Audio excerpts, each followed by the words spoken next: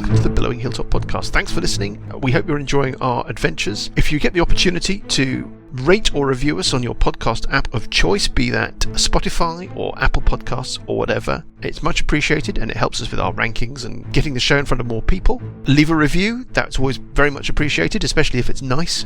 You can find us on Twitter, you can find us on Facebook, or you could email us at hello@billowinghilltop.com, and any of your messages are much appreciated. Right, that's it. No news, no information. Let us push on with episode 86 of the Billowing Hilltop podcast, The Beat of Black Wings. We don't know who Nick and Joss are. They're the other members of the Hilltop. They're the other elders of the Hilltop. Just in case any of this stays in. They just don't know how to use computers. They don't know how to use computers. They don't know how to use a calendar. What? And electricity. Yeah, it's a problem for them. Or electricity. Well, they're not. Well, Nico's not allowed to use electricity. Ever since the incident. Yeah, ever since the restraining order. Anyway, there we are. Good evening, readers. Welcome to the Billowing Hilltop thing that we do. I mentioned, by the way, to Mrs. Hilltop that this evening's session may include both a dungeon and a dragon. Eh? She said, well, I would have thought so too. Oh, should we do Mailbag Corner? Yes. I miss Paul's sack, to be honest. We've had a letter. It's in Paul's distended sack. It's in the left lobe of his sack. It's quite uncomfortable. It's causing a bit of scratching. Yeah. Yes, so we'll fish it out. It's from Gavin from South Yorkshire. Oh, hello, Gavin. Thanks. Hello, Gavin. Hello. When playing your D&D sessions, do you use a game board? If you do, is this something included in a purchased campaign, or do you create it? Any info would be helpful to a complete D&D newbie. Love the show, by the way, and it would be fab if you could respond on one of your episodes. There we are. Well, that this seems is an like episode a proper we're question, responding. And you've just Here's delivered it in a very sarcastic, kind of condescending way. No, he didn't. If he did that in a sarcastic way, there'd be a Yorkshire accent going on. A bad Yorkshire. There'd be a West Country Yorkshire accent. That was the Yorkshire accent. Yeah, it was Mike's Hello. Yorkshire accent. Hello. Hello. When playing... No, When playing D&D sessions, do you use game board? It's a proper question. Yeah, it's a very good question. How many hours have we got to answer that question? The answer is, Gavin, that we have this thing called the command pod, which serves between the present and the future, and then we have and then we sit around the great table of the hilltop, and that's how we do it. You know, Clash of the Titans, where the gods are sitting on Mount Olympus looking down. It's basically that. You know, we survey very similar. Everything from on high. Because the togas are a lot shorter. You speak for yourself. Yeah. I've got quite a long toga. Faded out through that. That's a terrifying image. We use a thing called Roll20, Gavin, which is an online, it's called a virtual tabletop. So we play on that. We use Discord to talk during our sessions, and then we record using some other technology, but we don't need to bore you about that kind of stuff. And we are not using a purchase campaign in that sense. The Age of Worms is a thing that was published in the Dungeon magazine, which is eons ago. The maps I grab from their PDFs and load into the Roll20. That kind of covers. Is that it? Is that all we do? Yeah, but I mean, surely it would be good to say. I mean, when we actually meet up, like D&D weekends and stuff, then we use them. Yeah, game mats with squares on it, which you write on with marker pens to draw out the maps, and we have Chessex battle mats, and we use Dwarven Forge, or we use Dwarven Forge terrain scenery. Graham is the master figure painter. He is. He brings suitcases of foam-lined suitcases of figures. He gets arrested at the airport. Yeah. He probably would, actually, if they ever opened them up. There'd be a lot of explaining. He just brings suitcases of foam. That's what he brings. They're called minis now, Lucas. They're called minis. Yeah. Minis, yeah. Anybody want to do a recap? So we've gone back to the cairn, and there's a dragon waiting for us. The dragon, Ilthane, I think it's called. Ilthane, the black dragon. It's 2 a.m, so it's dark. And really, all you can see of Ilthane, she is screaming towards you out of the night, her screeching about you ruining her plans and how she was going to ruin you, or something along those lines. All you can really see is an area of greater kind of blackness against the black and the stars of the sky as this thing rushes towards you. And we'll have initiative, but before we do, let's freeze frame, as it were, with Ilthane in mid-flight, and talk about shopping, because there has been some shopping. Also, the shopping isn't finished because I had one more item that I wanted to purchase, but we didn't get around to it. So. I'm afraid that's too late now. Too late now. You've had plenty of opportunity. You've had ages, and it's what we're ages doing. For us to talk about it, and for you to tell me that I couldn't buy any of the things that I wanted to buy. That's not strictly true. You asked for one thing, which I told you couldn't have, and then that was it. And then I said, "Is that all you want?" And you didn't say anything. Well, he wanted a kind of custom flame tongue quarterstaff type deal. On the magic shopping. Yeah, well, that's not the question. On the magic thing, what we've done, readers, is that we've gone to and fro on what it was that our gallant heroes have purchased in Evenstar before they left. We're going to run through what those purchases were before we kick off the thing with the dragon, so we can go round. But Lucas, you think that there's a last-minute intervention? You've got something else you want? I just wanted to buy a handy haversack as well, because if you remember, I'd sold that off. I mean, I'm assuming that handy haversacks are that. Is absolutely fine. So let's run round, starting with you then. What did Parker, if it is a real Parker, what did Parker buy in Evenstar when he had the chance? Parker bought a flame tongue short sword, which is basically, although it's a bit of I'm going to basically, there's a system behind it. It's going to be a trade-off because it needs attunement. So if I attune, then I have to take off my ring of protection. Yeah, to effectively swap that out. So I'm not going to use it every time. So, for instance, in this campaign or this session, because I know we're fighting a dragon, which is probably immune to fire or has fire resistance, I'm not going to use it. But my plan is basically, at the beginning of after a short rest, I will decide whether I'm going to basically stick with the ring of protection and the quarterstaff, or go for the flame tongue short sword. What's the third attuned item? So I've got basically the braces and the cloak, and so I've got a ring of protection +1, but that needs attunement. You've got the braces of armor and you've got the magical vestments of Socios. That's right. Yes. Okay, got it. And so you're going to be. So the attunement rules are really starting to bite now, I think. Yes, because you can only attune to 3 things. Yeah. And then you have to basically reattune. Takes a short rest. Yes. Of wearing. Okay, so that's where we are with that. And did you? Well, I don't think our readers are interested in the stuff that you may have sold or divested yourself of. So let's move on. No, I didn't actually sell anything. Sessions Epa? Yes, Sessions has the same kind of dilemma that Parker has. The attunement rules are, all slots fully consumed. So Sessions decided in the end that walking is with little legs and a round belly is hard work. So he's invested his hard-earned cash in a broom of flying. Yep. Excellent. I was going to get one of those, but I couldn't afford it. Choice of the discerning professional. Yep. No attunement required. Yeah. Lovely piece of kit. Are really annoying for DMs after Poter. Well, the whole party flying around. God. Well, we'll see how we do with that. But I mean, the game is the game. Anyway, yes. So a broom of flying. Was that? That was it. That was quite expensive, but worth every penny. Bubbly herpity. Bubbly herpity who? He got the meta magic rod, which he won after some seriously dodgy interventions from other people in the party. Johnny. Oh, we have to talk about magic dice briefly before we get started as well. But he also got a ring of evasion, which is very useful. So you're attuning to what? The ring of evasion. The ring of evasion, the amulet of health, and the meta magic rod. Magical rod. Okay. And then Uncle Buggie. Uncle Buggie.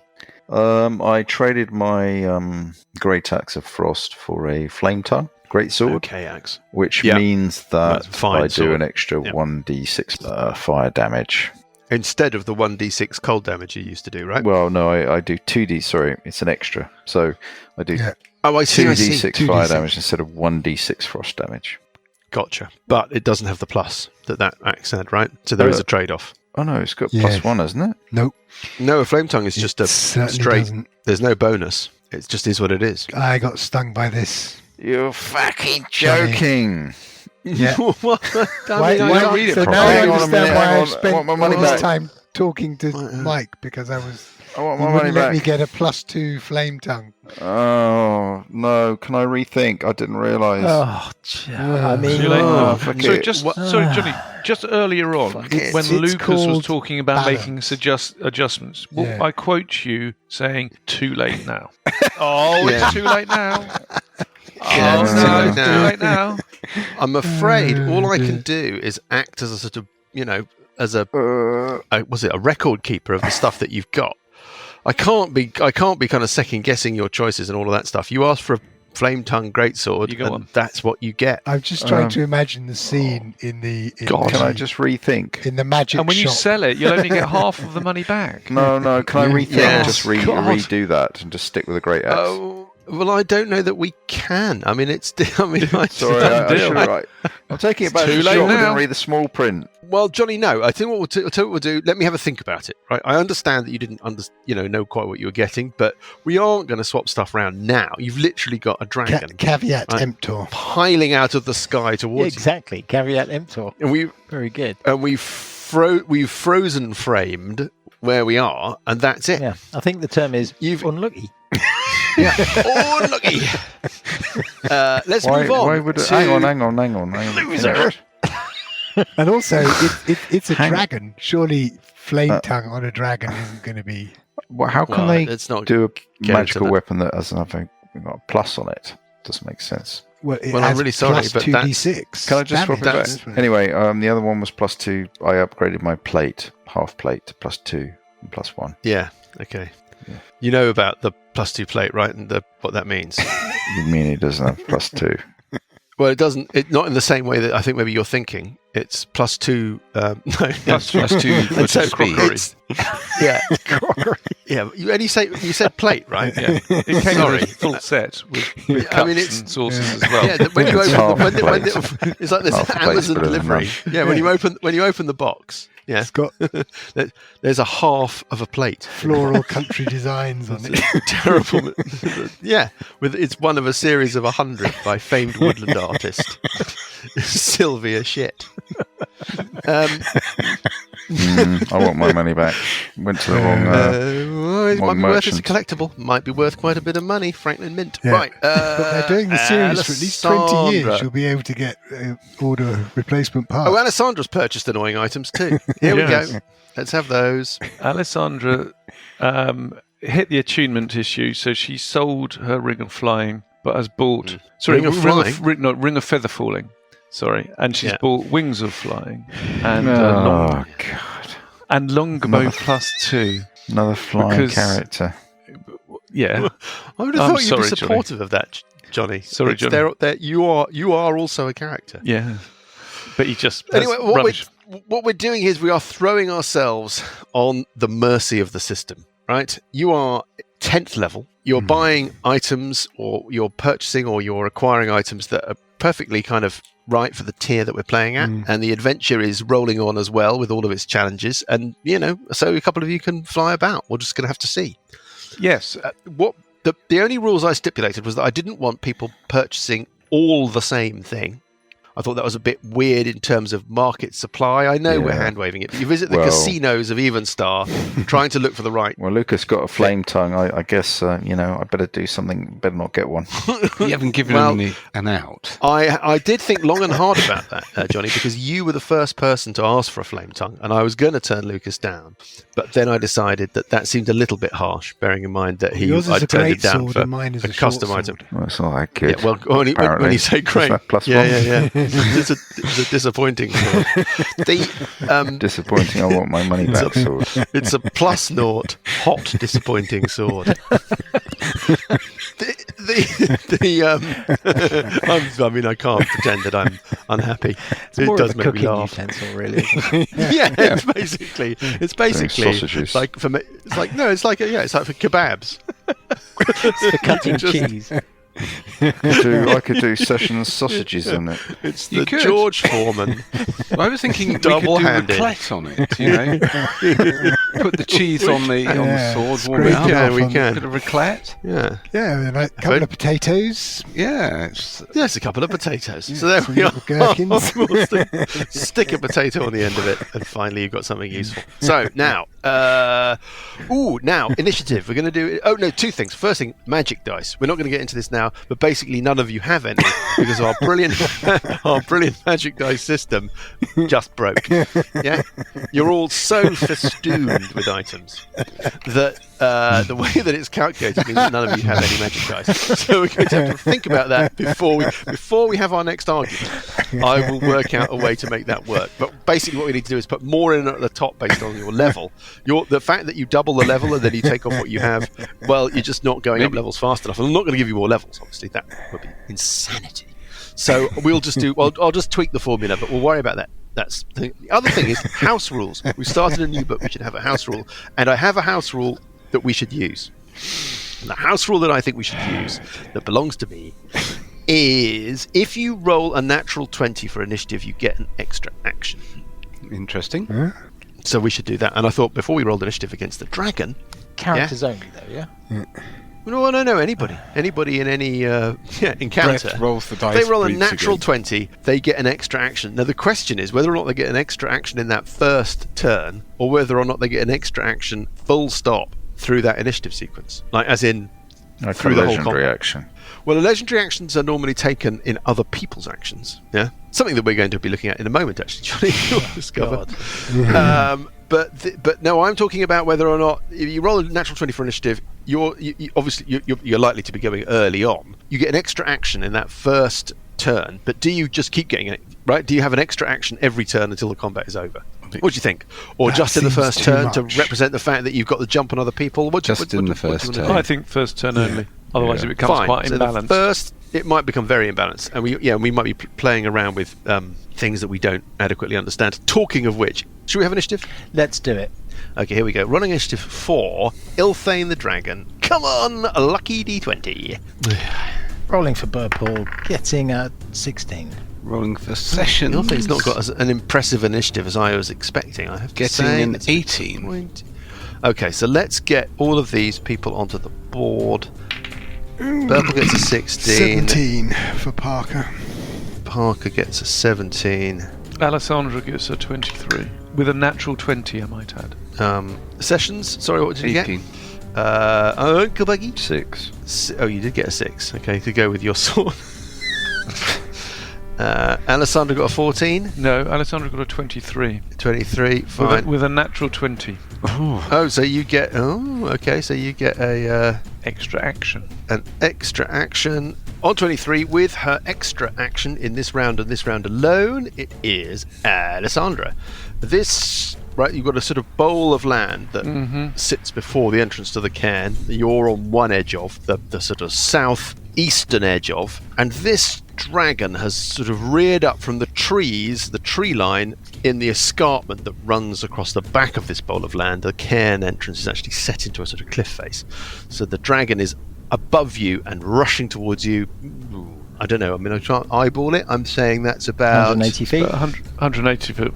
Question, do I have a unfettered view of...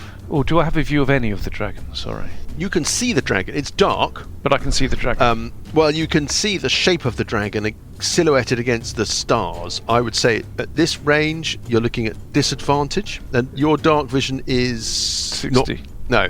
So you're picking this shadow out of the darkness above you. Okay, because I've got sharpshooter, which means that any cover is ignored, and I don't take disadvantage for long range. Are you saying because it's... No, you're taking disadvantage for light obscurement, or whatever it is. For light obscurement. Or whatever. Okay. It's basically, you can't see it well enough. Alright, I'll take the first roll then. Hitting... The first one hits armor class 21. Do I need to roll again? That would hit. It's armor class 20. Does that hit? Okay, so you've hit with that first shot. Nice. No. Nice. Nice. Your arrow streaks into the night sky like Bard. Is he called Bard in The Hobbit? Yeah. piercing damage. Combien de damage? Of 12. 12. Are you sure? Do you not get your sneak attack? No, I'm not rolling out.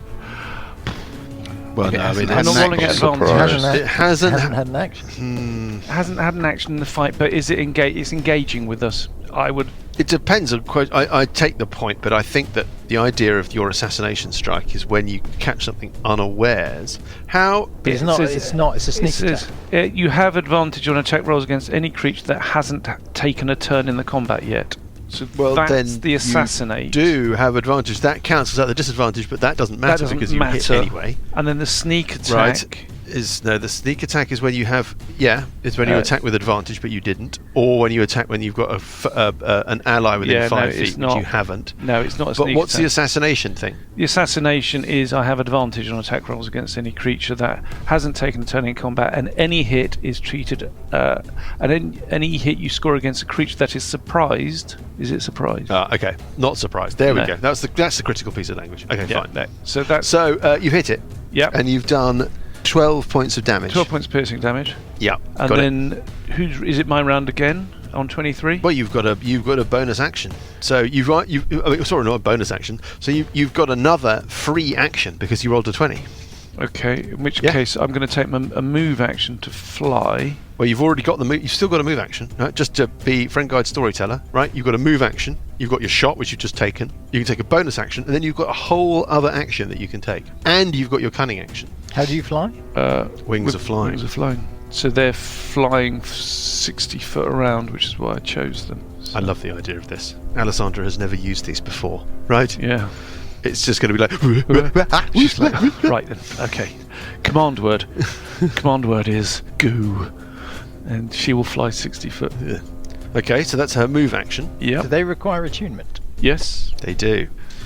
Okay, so you fly 60 feet. Now you've still got another... attack. Yes, and a cunning action, which you could take as a dash action or a whatever. I will do another attack action.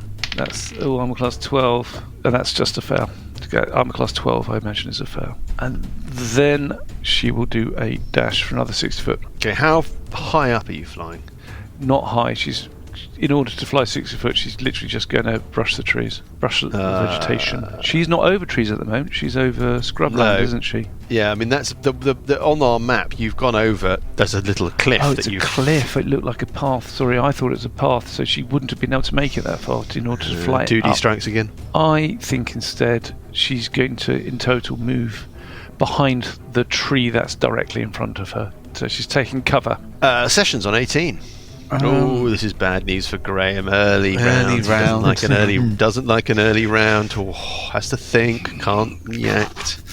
Yeah. All the time. He's just got 2 words in the back of his mind. Those 2 words are weapon and breath. You can arrange them in the order that you want. So I will... thinking about the breath weapon. Yes. I will. Well, we need to spread out, don't we? Yeah. Breath weapon. I mean, if it's that kind of breath weapon, Could be a lined one. Could be. Could be a cloud. Could be. Could be a cone. Could be a cylinder. We've been getting cylinders wrong, but we'll get into that later. I will cast Aid. Mm-hmm. Who are you choosing? At the level 3rd, I'm choosing the 3 people that are next to me. Yep. The Herpledy, Uncle Buggie, and Parker. It's an extra D6. It's an extra 6. 10. 10. It's an extra 10. Extra 10.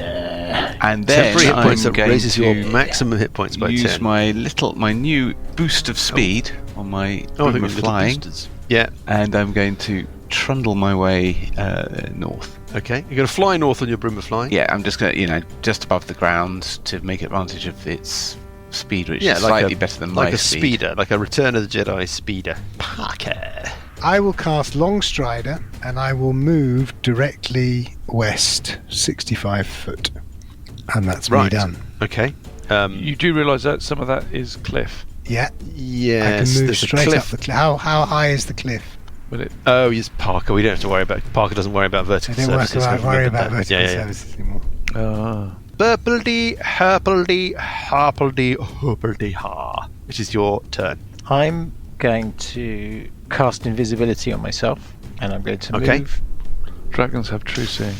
Do they? All of them? Oh yeah, I've no idea. No, I think it depends on the maturity of the dragon. It may well do. But I've always found dragons very immature. Yeah, well, it depends on on the jokes. So yeah, I'm moving forwards. Tempted to do a dimension door to the cairn. Just bypass this encounter entirely. Yeah. Go on, grab me in dimension door. Well, I suspect there's a trap waiting in the cairn. To be honest, that's why I'm not doing it. Next, it is Ilthane. She moves fairly quickly, but not like that quickly.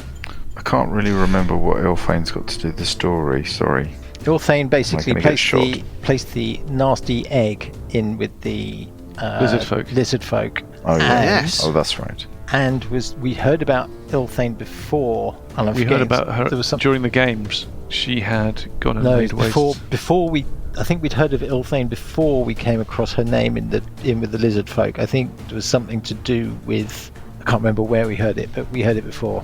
Okay. What's it got to do with the big worm and Keos and all that? Yeah, something to do with that. She just might be an agent of them. You might just be a part of it. She's evil. I mean, she's got quite a lot of distance to cover. You don't think that she can get to you now, right? And you don't think that she can get to you and breathe on you. She kind of swoops round in a banking turn and is making a beeline for Parker. As she does so, well, you don't know what her vision is like, but she's obviously brought Alessandra into view, assuming that she can see that far. She's negated Alessandra's cover. You don't know whether or not she's done that deliberately. That is it for her, and it's Uncle Buggie. Uncle Buggie. Right, well, I'm clicking my heels together to activate my boots of speed as a bonus action, and then I'm moving. Yeah, about those boots. Oh, no, okay. Huh? No, nothing. As fast as my little legs will carry me up to the tree, which is just east of the cairn entrance. And I'm taking cover. Right, she's just rushing towards the cairn. Yeah, taking cover under the tree by the. Alessandra on 23. Away. Yeah. Round two. No, Yeah. I'm running away. Running away. Running away. We're heading to the cairn, right? Unbelievable. Who is closest to the We're cairn? fighting Ilthane is what we're doing. I am at the front. Believable. You're at the rear. I mean, I'm shocked. Furthest I'm away from the absolutely monster. shocked. The barbarian running away. Well, quick question before we pick up with Alessandra. Uncle Buggie, you don't have dark vision, right? No.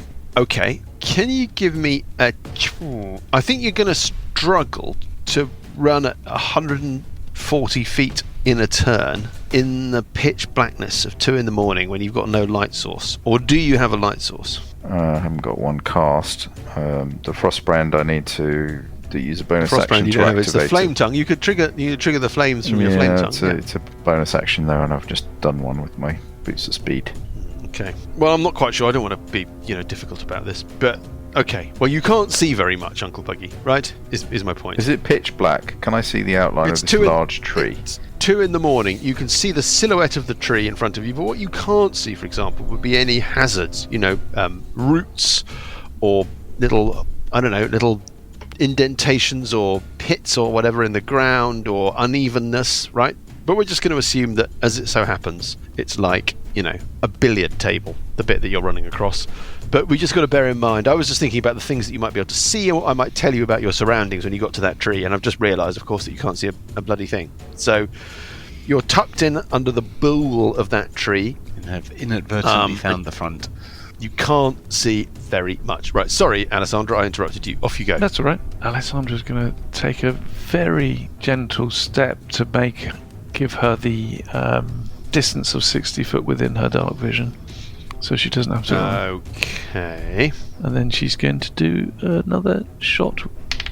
Armor class 23, I believe, is a hit. Yes. The head of this thing whips round towards you, doing 12 points of piercing damage. Mm-hmm. And then she's going to continue her move and go and hide under the branches of under the tree, but just around, tucking herself around the trunk, so she's got cover. Okay, and are you actually hiding? Hiding. She can do her. Give me a stealth check.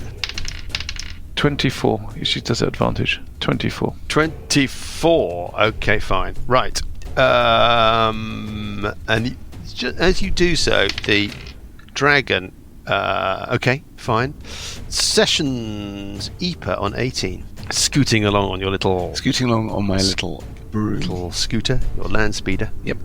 Well, I think... What are we calling it? The sweepstakes. The sweepstakes sounds like a good name. The sweepstake is a great name for it, yeah. Yep, so the sweepstakes, I think I will fly up into the tree straight north of me. Yes. So you're on a tree, Alessandra's in a and tree, I'm Buggie's peering in a out tree. of the foliage, I'm making you're sure flying I'm up into the tree, up so you're into the up branches. in the actual... Okay, up into the branches, got it. Anything else? That's my move action, and then I think... Again, you're in the dark, you've not got dark vision, right? No, correct. I mean, you can see the silhouette of this tree, you can fly up into its branches, but you know... Yes, I can't really see very much, so in that case I will ready... I will ready to cast Tumbling Dice should it happen to come near me. Okay, and on 17, right in front of it, at the top of the escarpment, not hidden behind a tree, out there in the open, Parker.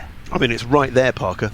For the readers, it's 40 feet away from you, Parker, and coming towards you and screeching out of the darkness. Parker's probably quite hard to see. I mean, he's green and the foliage is green. Yeah, but his eyes glow. Yeah, that's true. They do. Yeah, so it looked like fireflies in the dark. It's going to pounce on me next round anyway. I think I will just basically move up and engage it. Well, it's flying, Parker. Aha, how far up is it? Oh, I don't know. Let's say it's about, 20, 30 feet up. I mean, it's flown down from the sky towards you, yes? I don't know we're going to get into a whole thing with, range finding and Pythagoras, but it's high enough up so that if you're standing on the ground, you can't engage with it. Do you think we're actually supposed to fight it or just get into the cairn? I'm just wondering if it's an end-of-level boss, isn't it? Well, I did think that. Mentioned that earlier. Kill it. Well, how? Oh, well, it's not that hard. It's just a dragon. For God's sake. Yeah, it's only a dragon. Jump on his back Okay. and stab it Don't in worry the about face. it. In fact, I don't think I've ever fought a dragon in the 43 years. Really? I fought quite a few Can't dragons. think of one. There was one in a room. It was a big kind of... I like to think of it as a cathedral, but I don't think it was a cathedral. It was like a cavern. Oh, is that Can't remember is it Mike's dungeon or? I am going to actually run, and what I'm going to do is I'm going to run effectively northwest. You're going to run towards the cairn entrance? Not directly towards the cairn entrance, but Yep. as I said, directly northwest, which will end me up somewhere on that cliff, in the opening next to the cairn entrance. So, and I'm going to do a move action. Yeah. Right across the bowl in Right front across of the the cairn bowl. entrance. Front of the cairn entrance. Yeah. Herbledy on 13. See what the dragon thinks about that. Everyone's running away from it. There's no one actually going to fight it. Not yet. Sorry, I'm just moving towards the cairn, and I'm just wondering. I'm just trying to work out whether I want to do anything. Well, you're invisible. I'm so invisible. really- That's actually part of the problem. Yeah. I'm wondering whether to summon my griffin. Ooh, Ooh, summon griffin. Yeah, but if everyone's running away from it and not engaging the with it, figurine of wondrous power, right? Yeah. Yeah. if everyone's just running away from it, then the griffin is just going to get tonked by the dragon. So no, I'm going to keep moving in that case towards the cairn, like everybody else. Does it look like it can see me? It doesn't seem to be reacting to your movement. It can't see Alessandra. It might be able to see Sessions, who's not actively hiding, but is in the foliage, right? And you are a wee little 3-foot thing, sitting on something that looks like a branch, I'm thinking. Yep. Yeah. No, I'm in the tree. Yeah. Small and hard to see. It can see only Parker. I mean, it might know about Buggie, in the sense that it's seen Buggie scarpering north. It's going to go for Parker. It's going to fly towards him directly, and it's going to have lost its patience. It swoops round, it wheels round in the sky, Parker, and heads for you. When it gets to within about 30 feet of you, it breathes on you in a line of acid. Can you give me a dexterity save, DC 18, as a burst of acid sprays directly at your conical 18. bots? Okay, Really I wanna make can, that and save. this is also evasion, as it said dexterity. Well, evasion save. is fantastic in this instance, yes. I won't bother with the template or anything because we've only got a single target. There's no Yeah. point in marking stuff out. That's an 8. An 8 gets you... Gets me 12 in total. Mm-hmm. Hold on. Do I want to already use my Orc dice? Well, that's the question. So it's basically, if I fail, I take half damage. If I save, I take no damage. Yep. You just don't know what half damage is. Yeah. It just seems so early to already use the Orc dice. No, come on. I'm going to use the Orc dice. You are going to use the Orc dice. Yes. Okay, go for it. So, roll again. 15. 19. That's a save. 19 is a save. So you take no damage. The acid blast zaps over your head. It continues moving and effectively lands next to you, Parker. It is the round of Uncle Buggie. Uncle Buggie, it's dark. You're hiding at the base of a tree. You can hear the sound of the dragon. You think you heard it breathing. You can hear the sounds of people scurrying around in the wilderness about you, but that's about it. Bonus action, activate Flame Tongue. So it creates... The dragon's head whips round. Yeah? Goes, Flame Tongue. The thing I wish to destroy beyond all things. It's a 40-foot bright light. Radius bright light. Okay. A dim light for another 40 feet. Okay, so you can see very well with your flame tongue. You can see around you. Give me a perception check. You don't need a perception check. There is a sandwich, Uncle Buggie. In fact, there's multiple sandwiches. They're sort of broken open and rather damaged, and they're lying on the grass in between you and the cairn entrance. Does it look like a Hesti Testapod sandwich? I mean, it certainly looks like this kind of sandwich, just the very kind of sandwich that Hesti Testapod might carry with him. Yeah. Right, well, I'm moving towards the cairn entrance, and on the way I'll pick up the sandwich, interact with an object, and eat it. Yes. Then I'll keep moving to... No? It was a poison sandwich. Right. So then I go to the cairn entrance. Cairn entrance. Hold the sword up. Go to me! Okay. And then I'm moving into the cairn entrance. Okay, I'm going to put you on a... We'll worry about you in a different map. We can go into the broom cupboard. Yep. Yeah. Obviously, if there's any hostiles there, then I'll do something else. Uncle Buggie, we'll pick up with you in a moment, but... any hostiles? I think because there's no hostiles. How far are you going into the cairn? There's the kind of eerie sound. Well, I've still got my action left, so if there's something there... It is as you remember it. Yes, there is this hallway that extends north into darkness. There's a weird, faint breeze coming towards you out of the cairn. It's icy. It's weirdly icy, unseasonably so now that you're in early spring. And that breeze there's whispers, sibilant whispers that sound like a sighing breath. It's coming from all around you, but it sounds weirdly lifelike. It's just as you remember it. If you peer in, you can see that the walls bear these horizontal bands of geometric patterns that you remember from before. You know that there are little kind of apertures or spaces in the walls that seem to be the source of this weird kind of keening, droning, whispering sound. And the walls look like they've been kind of damaged. That passage stretches up north. You can't see any hostiles. It just as before, almost immediately you've got an opening to your left and right, and then another opening to your left and right, and then you know that it opens up again further up, but I don't know that your flame tongue will illuminate any more than just the very junction of that. And then you know that you've got the cobwebs and the stairs at the top, and you know that there are stairs that lead down to... Well, you don't, Buggie. This is the first time you've seen this place.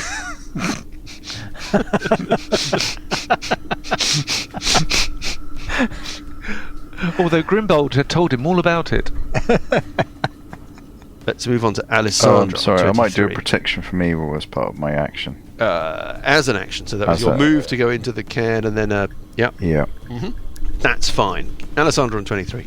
Alessandra's gonna move 5 foot closer to the dragon again to get rid of any disadvantage, and because Parker's within 5 foot, there's a stealth sneak attack available. So you're leaving your hiding place. Leaving the hiding place, moving 5 foot, gonna go to hit with a natural 20, hitting armor class 29. Do you want to gamble? So no, Alessandra's gonna do. You gonna gamble, Sandra, or are you gonna? No. Of course you're not, because of the sneak attack. Because of the sneak attack dice. So So it's 15 plus 5, so that's 20, and then... Yes, and then the D6s, you've got loads of D6s to roll. It's going to be sneak attack, it's going to be 10d6. Wow. 10d6, nice. Ooh, look at that. 41 Look at that. plus Wow. 20. So that is 59... 61. Is that 61 points? 61 points of damage. Nice one. Dragon. Bloody hell. If it was a normal creature, that would have, made a really serious dent in it. As it happens, Alessandra, that doesn't seem to really affect you very much. But I think you can nevertheless feel very proud of the amount of damage that you've rolled. Thank you very much. And then yes. I have the rest of my move to take me into the entrance before I decide whether I'm going to take a dash action. You've never seen the cave before. You can see Buggy holding his great sword aloft in front of him, the kind of that crackling, hissing sound as of the flame tongue as he kind of illuminates everything around you. And Alessandra's got a dash action, so she will dash 60 foot in if nothing stops her. Well, nothing's going to stop her apart from Buggy. Well, I'll go past Buggy and just tickle him on the way through. Fine. I mean, you see a couple of openings to your right and your left. She'll tuck herself around one of the openings. She's just trying to get out of the way of the dragon. Yeah, got it. On 18, it's Sessions. Session seems to be miles from the action. So I will move and then dash from my tree to the tree that ages ago Uncle Buggy was hiding beneath. Try and be as discreet as possible. When you do so, the dragon takes what's called a legendary action. And what it does is it beats its wings, Parker. Can you make a... let me get this right. Here we go, another save. It's a DC 19 dexterity save. No. That's it.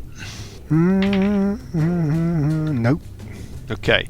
You're knocked prone by the beating wings, and you take 13 points of bludgeoning damage, and then the dragon flies off towards the cairn entrance.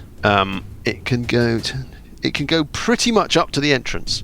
It lands about 10 feet from the entrance. Alessandra, you hear its heavy breath and you feel its presence and its bulk. Kind of you can hear that sound kind of ringing down the passageway as you're tucked around the corner. Lovely. Burple, it's in between you and the entrance, almost in between you and the entrance. Parker, right, you've been left behind, flat on your arse at the top of this escarpment. And it is your turn, Parker, on 17. So I will stand up, move up to it, and attack it. Oh, hello. Okay, it's there, looking, cross. So first attack, armor class 12. I'm assuming that's a miss. Is a miss. Yeah. Then here we go. Yes, it's a 23. Is a hit. Yes, 10 it's a hit. points It's a hit. of damage. 10 points of damage. Okay, you don't even. Oh no, you roll it. Yeah. Oh, dear. 10. That's also a miss. That's a miss. And finally, 12. There's a miss. Terrible. Okay. Well, there we are. Well, that was nice. Thank you very much. On 13, it's Burpledy Herbledy Hoobity Ha. This thing is kind of right there, Burple. It doesn't know about you, you think, but it's right there, Bilbo-like. You could try and creep past it. What is? Does it have another action? It seems to have actions all over the place. Does it? It does. It just took an action. Yes, it seems to be taking actions in other people's turns. Yeah, but how many legendary actions can it take? Well, you don't know, but, maybe quite a few. Parker is there fighting it, right? Yes. It's probably got quite good saving throws, I would have thought. But I could do... Sod it. I will do Synaptic Static. Hey, here we go. Can we have an intelligence save DC 15, please? Intelligence. Yeah. Of course, it will save. There'll be a blue dice. It'll roll a 17 and it will save. Well, let's have a look. Intelligence save is not going to be a dragon's strongest suit, but it rolls a 20. So it takes half. It's saved. Yeah. It takes half. Well, I'm going to use my meta magic rod. So first of all, I'm going to go bosh like that. Right.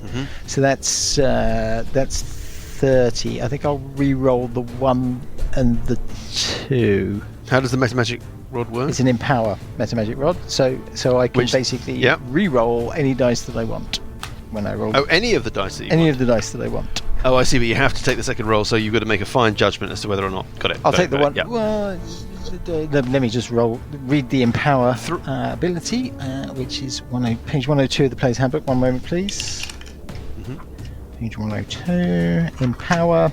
When you roll for damage, you can spend 1 sorcery point to re-roll a number of the damage dice up to your charisma modifier, which is huge. What is your charisma modifier? 3? 4? 3. Cool. And you must use the new. Yeah, and you use the new values. number. So where are we ending up with? Well, I'm going to.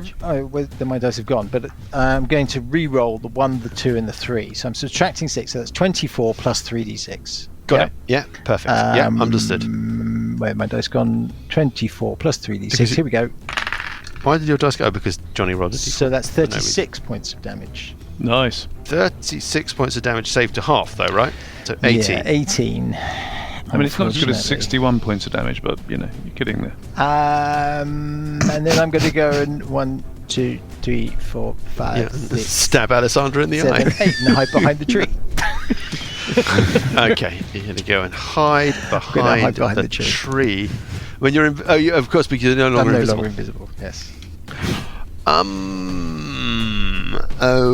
Okay. It's Parker. Okay. Cannon fodder, Parker. Well, you're the only person that it's engaged with, unfortunately. All of your colleagues have basically just run for it, and you're left by yourself fighting this thing. How are you doing, by the way, and that Parker? means that you're okay. You're taking the kind of, I'm afraid, the brunt of all this stuff. First things first, I roll a d6. It's a d6 that we're going to have to think about if I roll a 5 or a 6, which I don't. That's good news for you, Parker. Instead, who is aware of this dragon? I would say that the people who are aware of the dragon are... I don't know what aware means. What does aware mean? Anybody know in the rules, Graham? I mean, I don't know there's a specific rule. Because aware is a rule around surprise. Is that correct? It doesn't mean see. See, That's what I'm trying to really establish. Okay, so anybody who is aware of the dragon and within 120 feet of it, and I think that's everyone, has got to... Actually, do you know what? What? I think that we do this next week. Oh, what? Oi. Well, we're doomed. You're not doomed. Well, you might be a little bit doomed. Bye. Run away!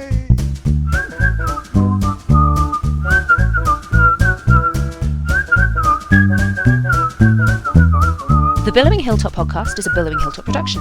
Dungeons & Dragons is a trademark of Wizards of the Coast. A Gathering of Winds and Age of Worms are copyright Paizo. A Gathering of Winds was written by Wolfgang Bauer. Music is from Kevin MacLeod and Incompetech.com and is used with thanks under the Creative Commons license. Additional music and sound effects come from the wonderful Sirenscape. All other original material is copyright Billowing Hilltop. Role-playing games are all about getting people together, and we use Roll20 as our tabletop, the perfect place to host your game, and Discord to host our chat. Thanks for listening.